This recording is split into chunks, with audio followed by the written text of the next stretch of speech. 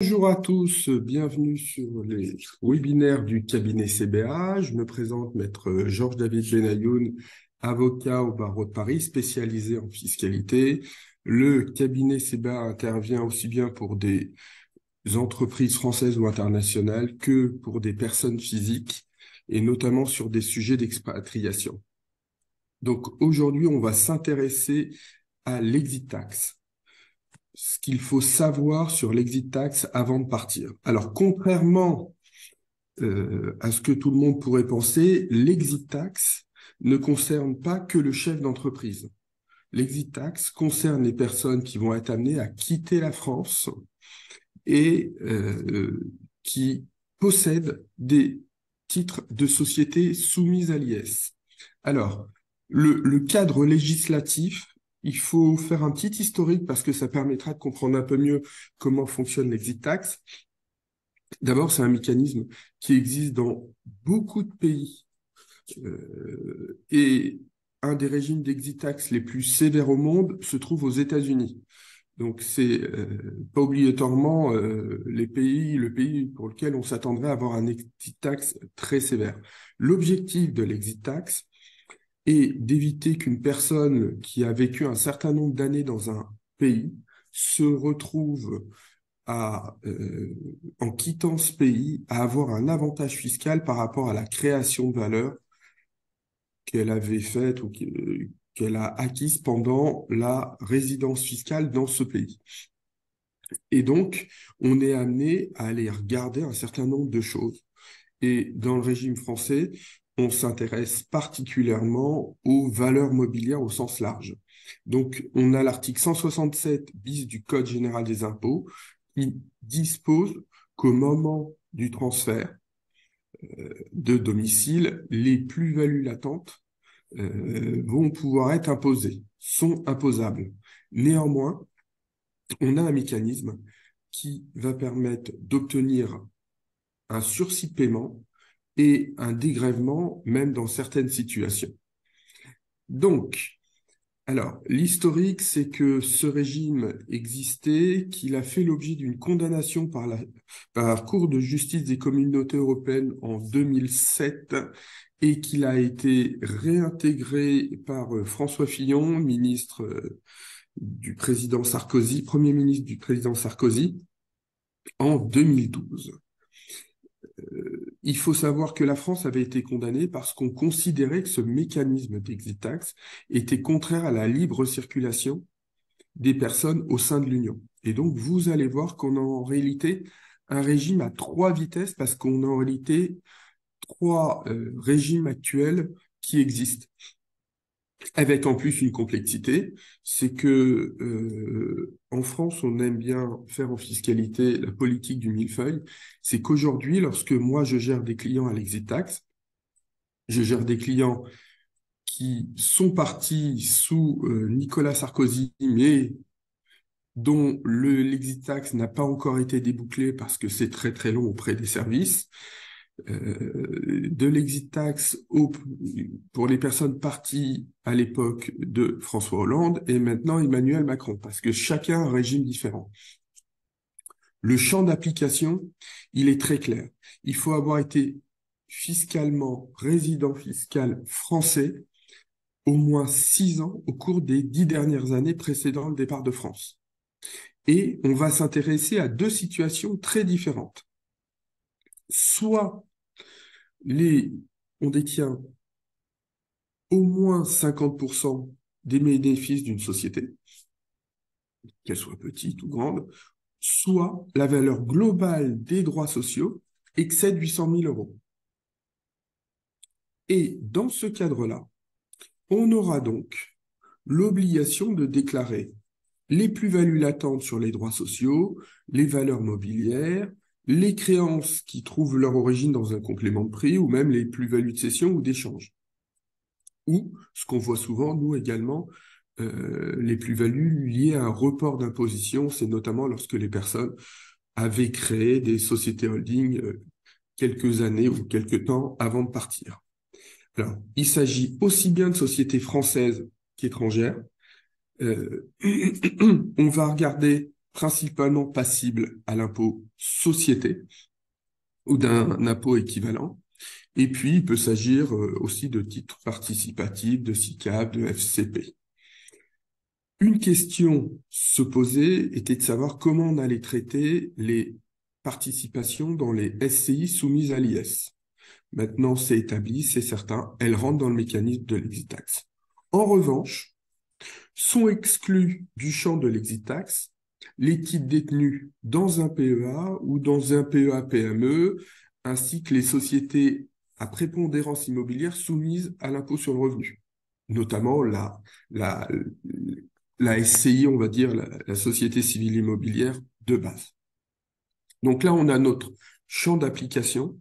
On voit bien, il faut avoir été résident une certaine durée, et ça, généralement, on est toujours dans ce cas-là. Et puis, on regarde les types de sociétés, les détentions, les valeurs, et on va dire, est-ce qu'on rentre ou pas dans le mécanisme de l'exit tax? Alors, petite précision, les crypto-monnaies ne rentrent pas dans les titres concernés.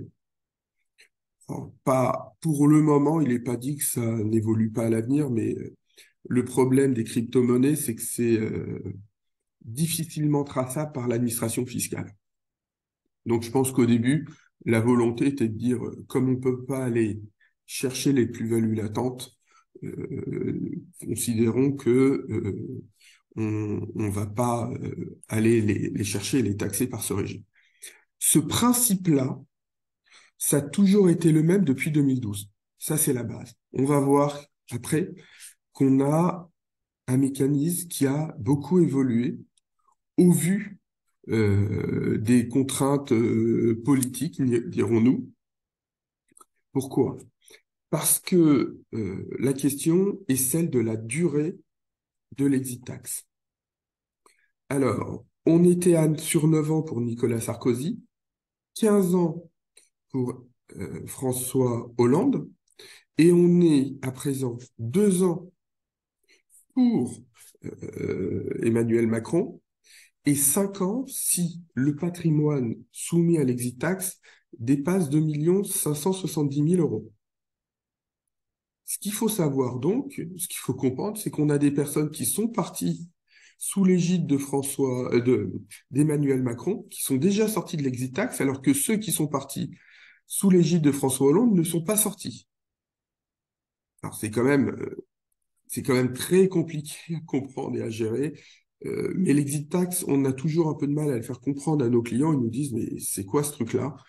C'est beaucoup, beaucoup d'administratifs. Alors, avant d'arriver sur le calcul, le calcul, il est plutôt simple, hein. Ce sont les plus-values latentes. Donc, ça veut dire qu'on va prendre votre coût d'acquisition, alors des fois le coût moyen d'acquisition, si on parle de société cotée, et puis on va prendre l'évaluation au jour où vous partez. Et ce différentiel, on va le soumettre à l'impôt. Alors très attention, parce que sinon ça donne des calculs un peu faux. Il faut aussi tenir compte de la contribution sur les hauts revenus. Et donc on va pouvoir voir comment et à combien on est imposable. Donc on va arriver à un chiffre, et ce chiffre, on va aller le déclarer à l'administration fiscale. Alors, l'objectif, moi, je n'ai jamais vu quelqu'un partir, être soumis à l'exit tax et payer cette exit tax. L'objectif, c'est d'obtenir un sursis de paiement. Premier cas, vous partez au sein de l'Union. Le sursis de paiement est automatique et vous n'avez pas de garantie à donner. Vous partez dans un pays qui a conclu avec la France une convention en matière d'assistance, de lutte contre la fraude fiscale et en matière de recouvrement. Là, vous pouvez être amené effectivement à avoir le sursis, mais il faudra éventuellement donner des garanties. On va voir le sujet des garanties après. Dans la mesure où Vous partez dans ces pays-là, on va se rendre compte que votre exit tax, vous allez le déclarer en même temps que la déclaration d'impôt souscrite au moment de votre départ de France. Donc, vous partez par exemple le 24 novembre 2023, c'est dans la déclaration des revenus de 2023 en mai 24 que vous serez astreint à faire une déclaration d'exit tax. Maintenant, il y a un autre cas qui se pose, c'est que vous partez ni dans l'Union, ni dans un pays qui aurait signé avec la France les deux conventions. Alors, on va donner l'exemple, par exemple, des Émirats arabes unis. Et donc, dans ce cadre-là, on exige de nos clients qu'on dépose le dossier d'exit tax au moins 90 jours avant de partir de France, qu'il faut nommer un représentant fiscal, c'est souvent l'avocat, c'est même que l'avocat fiscaliste qui maîtrise tous ces aspects-là. Et une fois que vous avez fait ça, il faut proposer des garanties. Alors, la garantie, elle va être égale au montant de la plus-value, l'attente qu'on aura calculée. Alors, on va prendre un exemple ensemble. On va dire que vous avez une valeur de titre, soit parce que vous êtes à moins de 50, à plus de 50%, ou même dans ce cas-là à plus de 800 000. Donc, vous avez une valeur de titre d'1 100 000 € et vous les avez acquis pour 100 000 euros. Je vous fais volontairement le calcul simple, hein, ce qui nous donne une plus-value latente d'1 million d'euros. On va donc avoir à garantir, si on va sur le calcul de l'exit tax, 300 000 euros. En prenant la contribution sur le revenu, on serait à 340 000 euros. Donc, il va falloir constituer une garantie. Alors, au sein de mon cabinet, on a vraiment l'habitude de traiter ces sujets-là et on a quasiment, on va dire, au moins 1 à 2 fois par semaine le service de l'exit tax. Pourtant, ils sont pas nombreux, hein, ils sont moins d'une dizaine. Euh, et on gère vraiment beaucoup de sujets très, très différents. Euh, Généralement, nous, ce que l'on va donner, parce que c'est le plus simple, c'est ce qui coûte pas cher, on va donner un nantissement sur des parts de société, soit parts de société immobilière, soit parts de société d'exploitation. Et puis, donc, on soumet une proposition à l'administration fiscale, ils nous répondent et puis on va pouvoir faire les formalités. Alors, quelques spécificités. Euh, L'administration n'acceptera jamais d'avoir des garanties sur des biens situés à l'étranger. Lorsqu'on donne un nantissement sur des sociétés d'exploitation, lorsqu'elle voit, par exemple, qu'on parle de sociétés d'exercice libéral, médecins, avocats, huissiers, elle refuse de prendre des garanties dessus. Et euh, si on n'est pas sur du nantissement, on sera souvent sur de l'hypothèque conventionnelle. Et donc, il faut qu'on spécifie à l'administration quel bien est concerné. L'administration va faire son enquête en interne et valider donc le fait de prendre une hypothèque et votre notaire devra rédiger un acte d'hypothèque. Donc on voit bien, selon qu'on part au sein de l'Union, en dehors, après on va regarder les types de conventions signées par le pays, on va avoir quelque chose à faire 3 mois avant de partir, minimum, ou au plus loin, dans la déclaration d'impôt qui suit le départ de France. Alors, après, il faut comprendre une chose sur la mécanique de l'exit tax. Dans beaucoup de cas, l'exit tax recoupe les éléments de la convention fiscale. Et dans la convention fiscale, il peut y avoir certains trous. Je vous prends des exemples. On a des conventions fiscales où on vous explique, vous êtes imposable en France uniquement si vous possédez plus de 10% de la société. Donc ceux qui auraient moins de 10%, même si ça vaut plus de 800 000, normalement, n'auraient pas été taxés sans l'exit tax. Donc, ça, c'est une chose. Mais il faut comprendre principalement qu'au sein de l'exit tax, euh, on va faire une distinction entre l'impôt sur le revenu et les contributions sociales. Parce que tout à l'heure, je vous ai parlé de durée.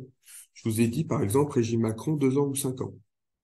Alors, 2 ans ou 5 ans, ça concerne l'aspect impôt sur le revenu. Donc, les 12,8% au sein des 30%. Les contributions sociales euh, se poursuivent pendant une durée illimitée. Donc, on arrive à quelque chose, et Emmanuel Macron, mais comme les autres, hein, a dit on va simplifier, on va faire plus court, mais en réalité, on simplifie pas vraiment parce que si vous avez donné un nantissement sur des parts de société et que vous êtes dans le régime de 2 ans, au bout de 2 ans, vous allez au prorata des 12,8% de l'impôt sur le revenu, donc sur les 30% globaux, pouvoir récupérer votre nantissement et ne plus être concerné. Mais la partie à 17,2, vous allez rester concerné. Et pendant très longtemps. Et donc, il va falloir faire un suivi d'exit tax. Donc, nous, on a certains clients qui sont sortis de l'exit tax, impôt sur le revenu de de Nicolas Sarkozy, et puis on les a encore en contribution sociale. Alors, pourquoi ils ont fait ça? Parce qu'il faut savoir que les conventions fiscales ne visent que l'impôt sur le revenu et jamais les contributions sociales. Donc, en mettant et en laissant l'exit tax sur les contributions sociales, on va venir vous taxer sur ça. Alors, néanmoins, il faut comprendre, et ce sera ma dernière partie, la problématique du calcul de, euh, de l'exit tax final qui pourrait être dû. On va imaginer que vous souhaitez vendre votre société. On est dans l'exemple où on a vu qu'on avait une plus-value d'1 million d'euros. Et puis, 2 ans, 3 ans, alors, on va prendre le cas un an après, puisque ça nous permet de viser l'impôt sur le revenu et les contributions sociales. Vous vendez avec une plus-value d'1,5 million d'euros. Au regard de l'exit tax, vous devez donc l'impôt sur le revenu à hauteur d'1 million, mais l'impôt sur le revenu entre 1 million et 1,5 million sera pris au regard de l'application de la convention fiscale. Et concernant les contributions sociales, vous ne serez pas imposé sur les 1,5 million, vous serez imposé sur le million, puisque c'était la valeur à votre jour de départ de France. Ça veut dire que plus vous partez tôt, plus vous avez limité votre imposition. Et moi, j'ai un certain nombre de clients qui avaient compris ça et qui sont venus et qui sont partis plus tôt de France parce qu'ils ont compris que pour le calcul de la future imposition, plus ils partaient tôt, moins on les taxerait en France. Donc, l'exit tax, qui est censé quand même retenir les personnes, peut avoir un effet inverse et les faire partir plus rapidement. Maintenant, on va prendre un autre exemple. On a toujours notre plus-value latente d'1 million d'euros au 24 novembre 2023, mais vous vendez pas à 1 million de plus-value latente, à 500 000.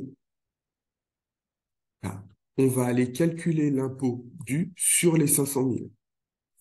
Donc, l'exit tax constitue un maximum d'impôt, mais pas un minimum. Si votre prix réel est inférieur, on ira garder ce mécanisme-là. Deux précisions pour terminer. Il y a des stratégies de contournement de l'exit tax, notamment par des distributions de dividendes. Alors attention, il faut savoir les manier avec vraiment attention. Et puis, n'oubliez pas le suivi annuel dans la déclaration d'impôt sur le revenu. De toute façon, si vous ne le faites pas dans votre déclaration du mois de mai, l'administration fiscale va vous écrire en septembre, vous mettre en demeure. Et si vous ne le faites pas du tout, les sommes vont devenir exigées. Donc, il faut toujours le faire. Alors, c'est pas si évident que ça. Si on n'a qu'une seule société, on va dire c'est plutôt facile. Si vous avez des titres en bourse gérés, ça peut être quand même très, très, très compliqué à suivre. Donc voilà, j'ai essayé de vous simplifier la présentation et la thématique de l'exit tax. Ce qu'il faut vraiment retenir, c'est que si vous rentrez dans le cadre d'une détention d'une participation à au moins 50% dans une société soumise à l'IS, ou si vous avez un global supérieur à 800 000 euros, là, il faut effectivement aller consulter en se disant, j'ai la gestion d'un suivi d'exit tax à faire. Comment je dois le faire? Comment je l'optimise? Comment je vais pouvoir sortir?